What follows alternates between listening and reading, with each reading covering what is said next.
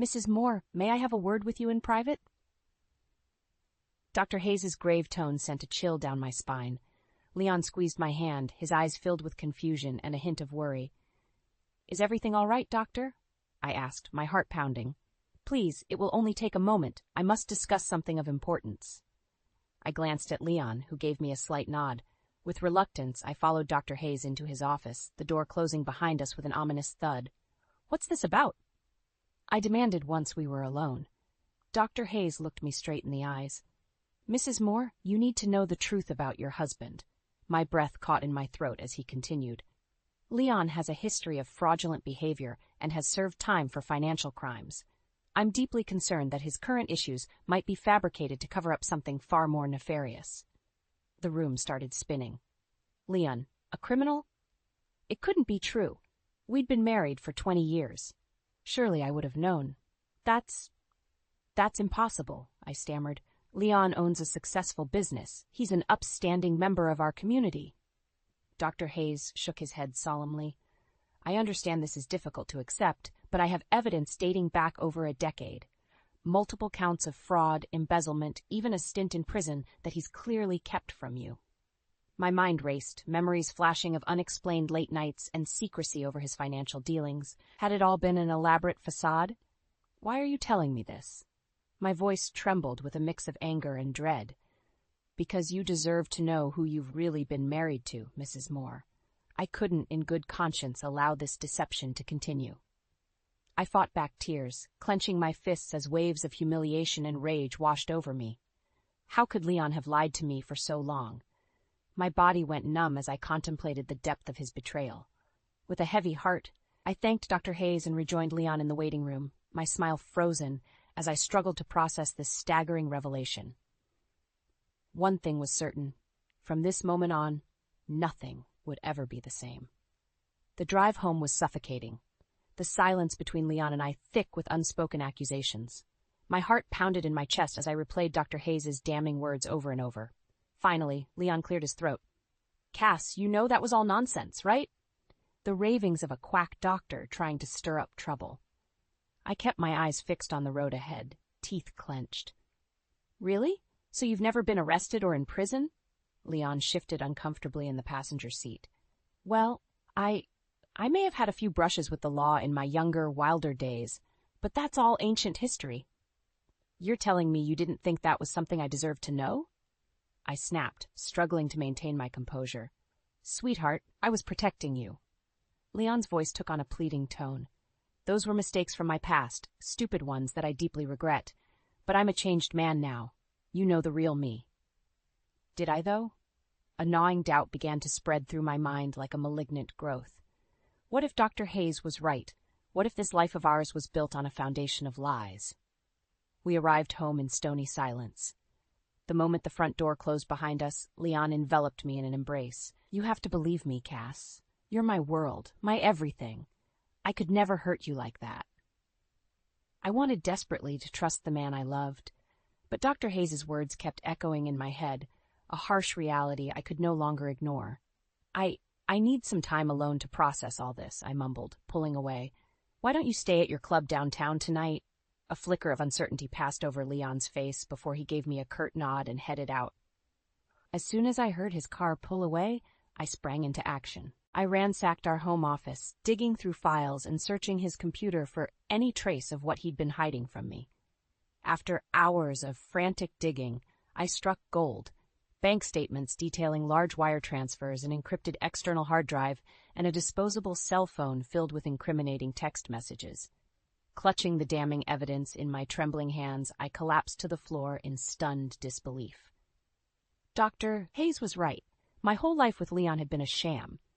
Tears streamed down my face as I finally faced the cold truth. My husband, my supposed soulmate, was a liar and a criminal of the worst kind. And I was going to make him pay. The next morning, I awoke with a pounding headache and a burning determination. Leon still hadn't returned home, but I didn't care. I had work to do. First, I hired a private investigator, a no-nonsense ex-cop named Sam Wilkins. I need you to dig up everything you can on my husband, I told him flatly. Financial records, phone logs, anything shady at all. Money is no object. Sam gave me a knowing look. Hate to see a marriage go south like this, Mrs. Moore, but you can count on me to find the truth. Next, I made an appointment to meet with Nina Roberts, a young hotshot detective I knew from the Neighborhood Watch program. Leon's been lying and cheating for years, I stated bluntly as I showed her the evidence I'd uncovered. I need your help nailing this bastard. Nina's eyes went wide, but her voice remained calm and professional. This is huge, Cassidy. If even half of this is legit, we're talking RICO charges, money laundering, the works. Good, I replied stonily. That snake deserves to rot in prison forever. Over the next few weeks, the lies and depravity of Leon's secret life began unraveling at a dizzying pace. Sam turned up bank accounts scattered across the globe, all funded by fraudulent investment schemes that bilked millions from unsuspecting victims. The guy's a total psychopath, Sam told me grimly. Spent years grooming and manipulating people, lying through his teeth the whole damn time. Even worse, Nina discovered Leon had a whole other family, a son named Elliot he'd abandoned decades ago to perpetuate his conman persona. The kid's life was ruined because of that scumbag dad of his, she seethed. With every new revelation, my hatred for Leon smoldered into an unquenchable blaze of rage. This sociopath had destroyed lives without a shred of remorse, all to feed his greed and narcissism. Finally, the last damning piece fell into place, proof that Leon had been slowly siphoning money from my own research company into his tangled web of fraudulent businesses. I've got the bank transfers and everything, Nina stated grimly. He's been robbing you blind for years, right under your nose. That was the final straw. I could take the lying, the cheating, even the other family. But stealing from me, jeopardizing my life's work, that was unforgivable. We need to take this monster down, I stated, fists clenched. Once and for all. Nina nodded solemnly. Don't worry, Cass. This is more than enough evidence to bury Leon for the rest of his pathetic life. He'll get what's coming to him, I promise. As I looked over the damning case files detailing Leon's sociopathic crimes, a sense of grim satisfaction washed over me. The lying bastard was finally going to pay. We've got to move fast before Leon gets spooked and tries to bolt. Nina's voice was tense as we huddled around the stack of evidence in my living room. Sam nodded grimly. Yeah, that snake's gonna slip through our fingers if we're not careful. Guys like him always have escape plans ready. Not this time, I stated with cold determination. He's not wriggling out of this web he's spun. Nina, what's our next move? The young detective's eyes burned with righteous fury. First, we get his son Elliot on our side. The kid's testimony could be our biggest weapon against that lying sack of crap. 2 days later, Nina and I were sitting across from a confused, hostile young man at a downtown diner. Elliot Vance regarded us with a cautious glare as we laid out the facts about his father's depravity. So let me get this straight, he spat bitterly after we'd finished. That bastard Leon has been playing me for a fool my entire life, feeding me scraps while he lived it up scamming people? I nodded solemnly. I'm so sorry, Elliot. Believe me, I had no idea the man I loved was such a vile, manipulative monster. Elliot shook his head in disbelief. And now what? You want my help bringing him down like he deserves? More than that, Nina interjected firmly. We want you to be there when it happens, when we expose Leon for the pathetic, greedy little worm he truly is.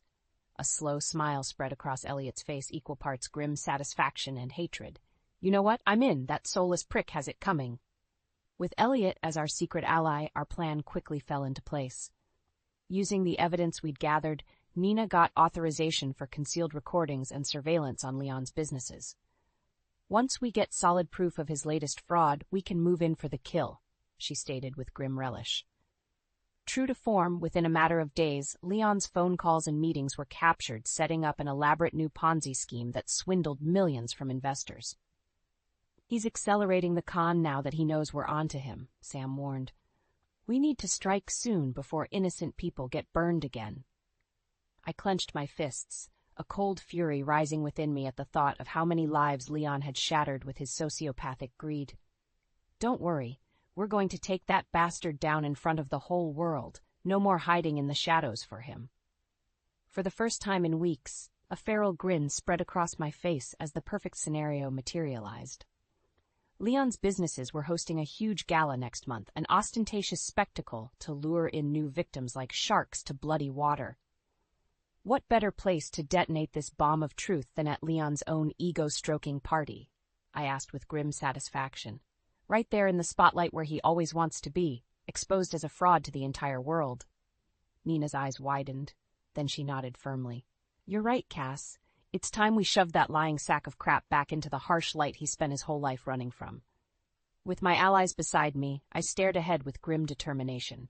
The stage was set. All that was left was to watch my husband's life go up in flames of his own making. You really think this is going to work? Elliot asked, eyeing me skeptically as we went over the plan one final time. That smug bastard always has an angle. I met his gaze, my jaw clenched with determination. Not this time. We've covered every possible base. Leon's not wriggling out of this. Nina nodded firmly. He's right, Elliot. Your dad's psychopathic days are done. This is a lead pipe lock. I still can't believe I'm actually working with a cop to take down my own father, Elliot muttered, running a hand through his shaggy hair. If you'd told me that a month ago, I would have thought you were insane. Believe me, I know the feeling. I stated grimly, but that man stopped being a real father a long time ago. As the gala night approached, the atmosphere was thick with tension. Sam had eyes on Leon's businesses around the clock, ensuring he didn't try to rabbit. Not that he had anywhere to go. Nina had Vavy covered. He makes one wrong move. I'll cold give the entire force to make sure his slicked running is short-lived, she stated with steely-eyed confidence. 2 nights before the big event, Leon called me out of the blue in a supposed attempt to reconcile. Cass, sweetheart, this has all been a big misunderstanding, he simpered over the line. Why don't we discuss this rationally, face to face? I smirked to myself, knowing full well he was trying to catch wind of our true plans. You're right, Leon, I replied sweetly. Let's meet at my office tomorrow night, just the 2 of us. We can clear the air. His predictable desperation was almost pitiable. The vile scumbag had no idea what was coming. The next evening, Leon arrived at my pharmaceutical research office right on schedule. As I greeted him with an air of false congeniality, Nina and Elliot slipped in quietly behind, staying out of sight. I'm glad you agreed to talk, Cassidy, Leon began with his usual oily charm. This ridiculous accusation is all just a big misunder. Save it, I cut him off coldly. We know everything, Leon. The fraud, the lies, all of it. Your tangled web of deceit is finally unraveling. The color drained from his face as Nina and Elliot emerged from the shadows. No, this can't be happening. It's over, Dad. Elliot spat with raw hatred. We have all the evidence we need to watch you rot in prison like you deserve. Leon's eyes narrowed with desperation as he turned back towards me. Cassidy, please, you have to understand. I did it all for us, for our future. I met his gaze with absolute disgust. Our future? You mean the future you jeopardized by stealing from my life's work to fund your depraved schemes? By lying to me every single day of our lives together while ruining innocent people? Shaking my head in revulsion, I turned to leave. I hope you enjoy the gala, Leon. It's going to be your last taste of that filthy spotlight you love so much. As Nina and her team slapped the cuffs on the sputtering, defiant conman, his face contorted with impotent rage. Finally, just another criminal headed for his well-deserved downfall. And I couldn't wait to watch it happen. The night of Leon's Grand Investors Gala arrived with the anticipation of a looming execution. I could barely contain my roiling mixture of dread and exhilaration as the venue filled with wealthy marks, all victims in waiting for my husband's twisted con game. You really want to go through with this, Cass? Nina murmured under her breath as we observed the milling crowds from a secluded balcony. Give Leon a chance to slink away into a hole somewhere? I shook my head firmly. Absolutely not. That bastard doesn't get to escape his reckoning anymore. It's time the whole world saw him for the despicable, soulless grifter he truly is. Nina nodded grimly. Yes, ma'am, just say the word. My gaze turned towards the stage, where Leon was working the crowd with his usual oily charisma and transparent bravado. Just watching him ooze around filling people's heads with poison made my skin crawl.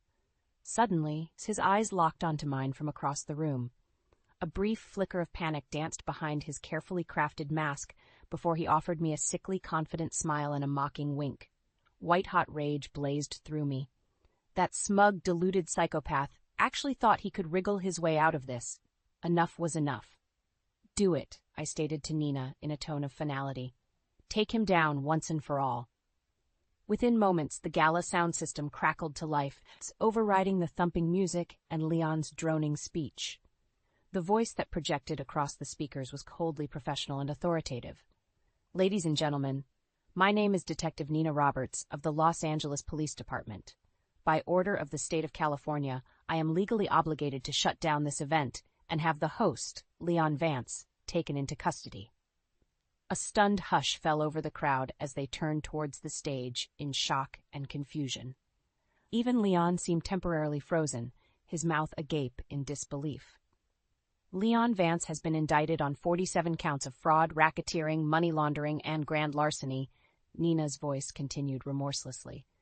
"This entire business endeavor was nothing but an elaborate Ponzi scheme designed to bilk innocent people out of their life savings." Screams and furious shouts of anger erupted as the crowd turned on their host. I watched Leon's face contort with rage as he realized there was no escape hatch, nowhere left to run from his well-deserved reckoning. As a full SWAT team poured into the venue, quickly surrounding Leon and cutting off any retreat, I allowed myself a grim smile of satisfaction. The master of lies was finally being exposed to the harsh light of truth. When his eyes found me in the crowd, I answered Leon's look of hatred and betrayal with a simple shake of my head.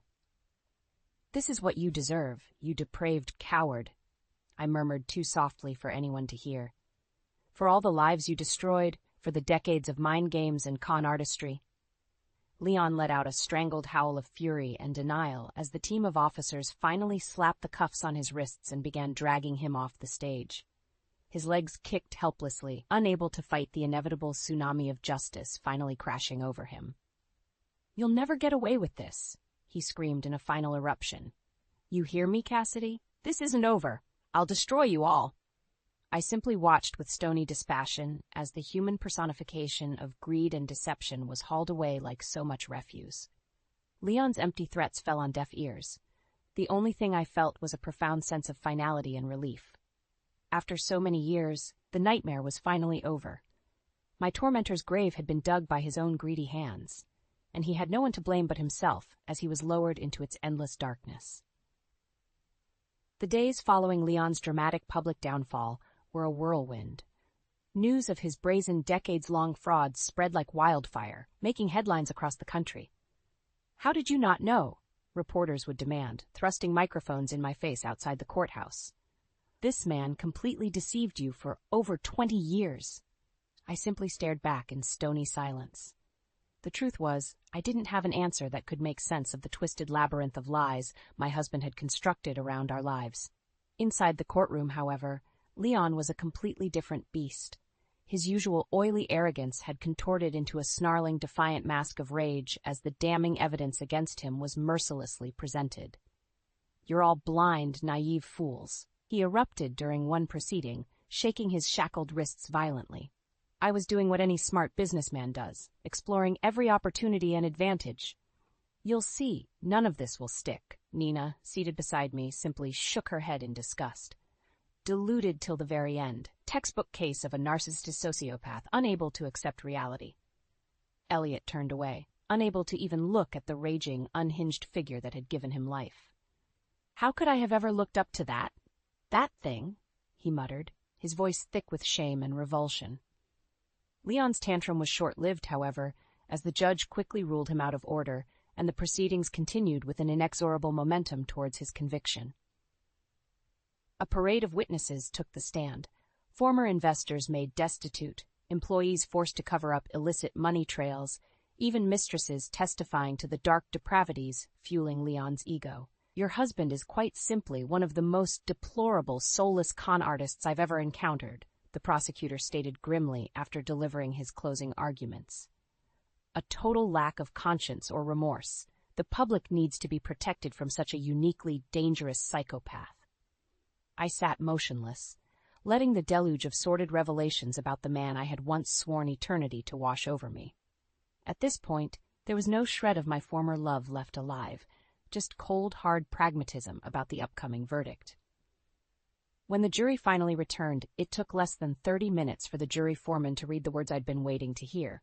On all counts of fraud, embezzlement, racketeering, and money laundering, we find the defendant, Leon Michael Vance, guilty.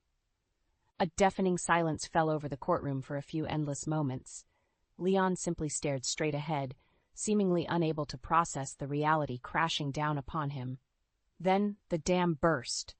With a guttural, animalistic scream of rage, he hurled himself towards the jury box, teeth gnashing as he fought against the restraints and swarm of bailiffs struggling to restrain him. "This is madness, a conspiracy to silence my vision, my brilliance!" he shrieked, spittle flying as his contorted face flushed beet red. "You're throwing away your best chance at greatness for mediocrity. All of you, damn you!" I watched the snarling, writhing spectacle with a strange sense of detachment. This raving lunatic was a far cry from the image of charisma and success Leon had so carefully cultivated during our marriage.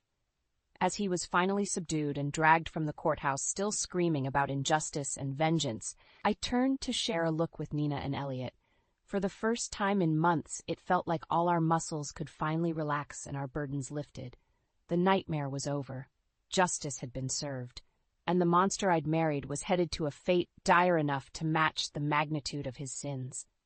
The prison bus carrying Leon away disappeared over the horizon, the faint echo of his muffled curses slowly fading into nothingness. As I watched the dust settle, an immense weight seemed to lift from my shoulders. "Well, I'd say justice was served," Nina remarked grimly as we turned to head back to our cars.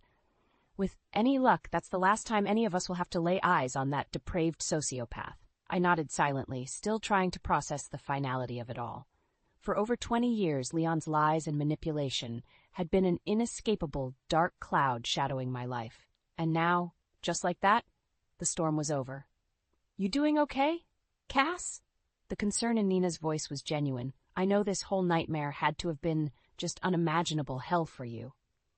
"I'm all right," I replied after a moment's pause. "Just still wrapping my head around how to feel, I suppose. Closure doesn't come easy after being violated like that." Nina gave my arm a reassuring squeeze. "For what it's worth, you showed incredible strength and perseverance through all of this. Leon got exactly what he deserved, and you get to move forward, build your life back up the right way." I managed a small smile, grateful for the unconditional support she and the others had shown me. "Thank you, Nina. Truly, I couldn't have made it through this without you as my rock." As I headed back to my empty house, no longer feeling like the prison it once was, my mind drifted to thoughts of the future. What would my new normal even look like after the last 2 decades of calculated lies? The next few weeks passed by in a whirlwind of reorienting my life. Investments were salvaged, files and records meticulously reorganized to ferret out Leon's poisonous fingerprints. I poured myself into my research work at the lab, determined to regain my footing and sense of purpose. Dean, my longtime friend and colleague, was an invaluable support system during this time. "The guy's gone for good now, Cass," he stated matter-of-factly as we shared lunch in the break room. "Don't spend another second letting that parasite screw with your head." His blunt practicality was strangely comforting and grounding. "You're right, it's time to look ahead. Too much of my life has already been wasted on that sociopath's mind games." As my life finally began feeling whole and stable again, I found an unexpected source of solace. Elliot, Leon's estranged son. We began meeting for regular dinners and conversations, finding solidarity in our shared trauma from his father's depravity. "You know, I used to blame myself for how things went down between me and Dad," Elliot confided over beers one night. "Like I just wasn't good enough or something, so he pushed me out of his life." "Don't ever think that way again," I stated fiercely. "Leon wasn't capable of anything resembling real love or family. That's on him and his vacuum of a soul, not you." Elliot managed a sad smile. "Yeah, I'm starting to accept that now, finally. Just feels good to have someone who actually gets it, you know?" As the weeks stretched into months, that first rush of liberation from Leon's stranglehold began giving way to a deeper sense of peace and renewal. My company was thriving, my relationships realigned on a true and honest foundation. I'd been given a second chance at life, and this time I had no intention of letting anyone or anything tarnish my journey towards healing, growth, and self-discovery ever again. The long, dark night of deception was over, and I was walking forward, bathing in the warm sunlight of authentic independence and control over my own destiny.